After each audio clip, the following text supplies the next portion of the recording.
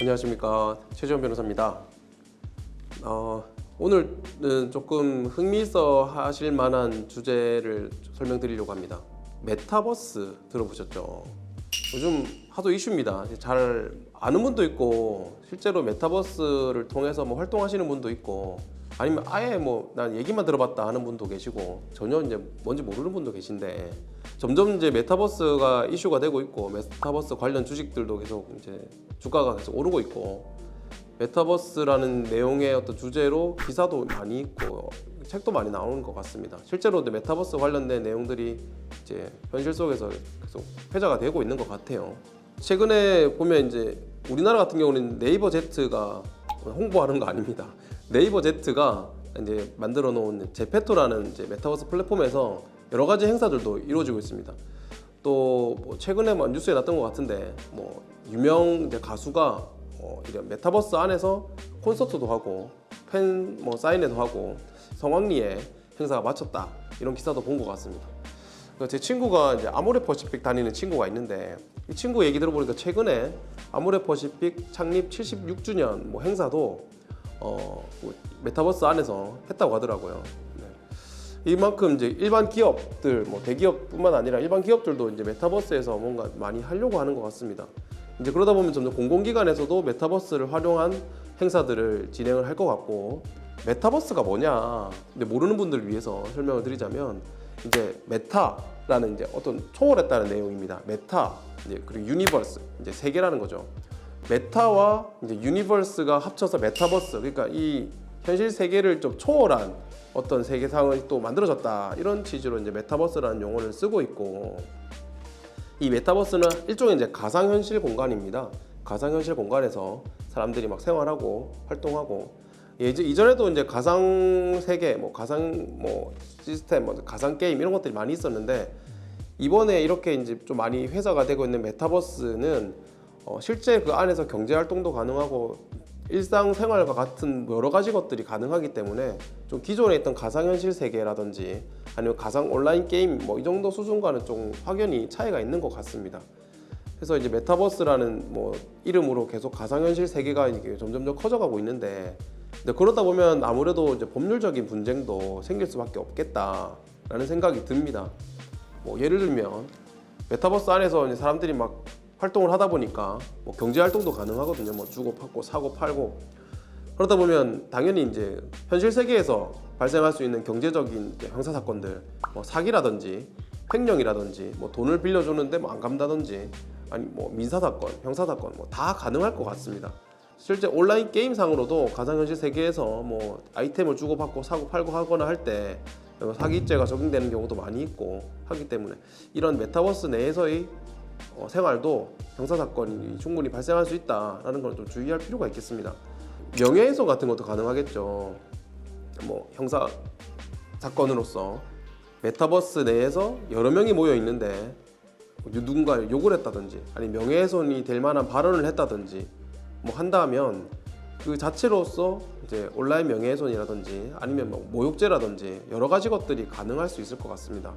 그래서 가상세계라고 해서 뭐 현실세계랑 전혀 다르다라고 생각할 게 아니라, 가상세계 내에서도 충분히 형사사건이 생길 수 있고 형사처벌이 가능하다는 것을 좀 이용하면서 충분히 숙지할 필요는 있어 보입니다. 네, 실제 이제 메타버스 이전에 그냥 일반적인 가상현실 세계, 뭐 온라인 게임 이런 데서도 계속 분쟁이 생기긴 했었죠. 뭐 이제 성희롱을 한다든지 욕을 한다든지 아니면 폭력적인 어떤 파일을 보낸다든지 하는 부분이 계속 문제가 되고 왔었는데, 이런 것들도 계속 형사처벌 대상이 되거나 아니면 민사적인 손해배상의 대상이 될 수 있습니다.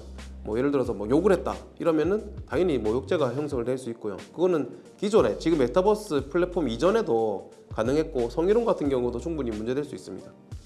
네, 이제 보통 이제 이런 메타버스든 가상현실 세계에서 누군가 욕을 했다 해서 그 사람을 처벌하고 싶을 때는 이제 고소했을 때 아무래도 일반적인 현실 세계에서 누군가 욕을 해서 형사처벌을 받게 하는 것과는 좀 시간적인 차이는 좀 있습니다. 예를 들면 어느 계정이 누군가가 어떤 계정으로 나에게 욕을 했다, 그럼 그 계정을 쓴 사람을 알아야 되고, 그리고 그 욕을 했던 정황이 또 입증될 수 있는 증거들도 있어야 됩니다. 예를 들어서 같이 채팅창에 누군가 있었다, 대화창에 누군가 있었다 했을 때 그 증인을 서줄거나 충분히 뭐 입증할 수 있는 자료들이 모여져야 되고, 그리고 고소를 했을 때 이제 수사기관에서도 그 계정을 그 시간에 사용했던 사람이 누구냐라고 밝혀내서 잡아서 처벌을 받게끔 이제 수사를 해야 되니까요.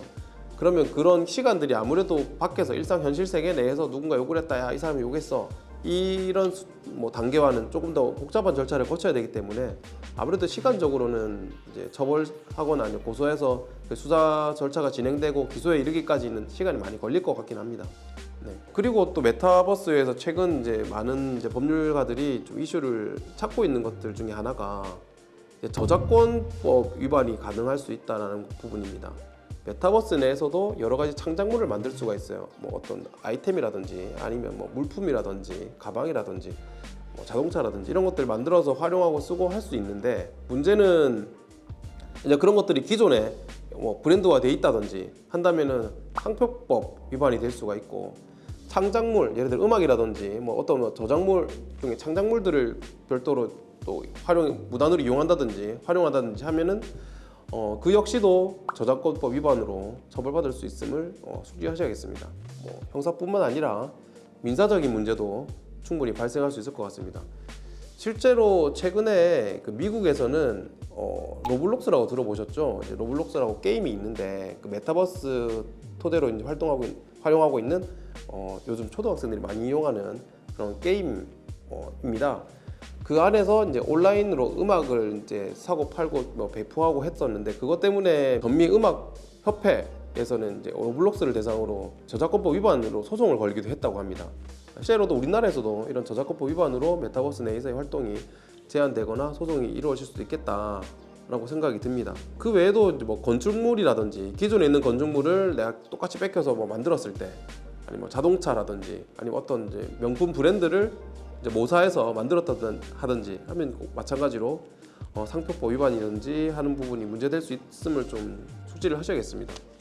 그 외에 또 이제 메타버스는 하나의 가상현실이지만 실제의 현실 생활과 가능하기 때문에 여러 가지 또 다른 부분들이 문제가 될 수 있습니다. 예를 들면 개인정보보호법 위반. 그 메타버스 내에서 생활하면서 또 마찬가지로 뭐 개인들 간의 활동이 있을 수도 있고 정보라는 것이 수집이 될 수 있거든요. 예를 들어서 저 사람의 뭐 메타버스 안에서의 계정, 뭐 활동 범위, 활동 특성, 뭐 그런 것들이 막 무작위로 추출이 되고 수집이 될 수 있는데, 그런 것들도 충분히 보호받을 수 있는 개인정보가 해당할 수 있고, 그런 부분이 침해되거나 하면 이제 개인정보보호법 위반도 될 수 있겠죠.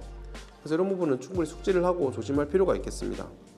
그 외에 사실 이제 또 논란이 될 수 있는 부분은 여러 가지가 있습니다. 내가 아닌 나의 이제 아바타로서의 하나의 계정이 활동하면서 뭔가 문제를 일으키거나 법적 분쟁을 발생시킬 수 있는데, 이것과 과연 나를 일치시킬 수 있느냐 하는 부분이 쟁점이 될 수 있고, 더 나아가서는 메타버스 내에서의 어떤 캐릭터들이 AI로서 누군가의 아바타가 아닌 독자적인 활동을 하고 있는 캐릭터가 있다면 그 캐릭터가 발생시키는 문제가 앞으로 어떤 법적 쟁점을 만들 수 있으며, 그런 AI 캐릭터들이 발생시키는 형사법적 문제, 민사법적 문제는 누가 책임을 질 거냐 하는 부분도 충분히 앞으로 장차 발생할 수 있는 법적 문제라고 생각이 듭니다.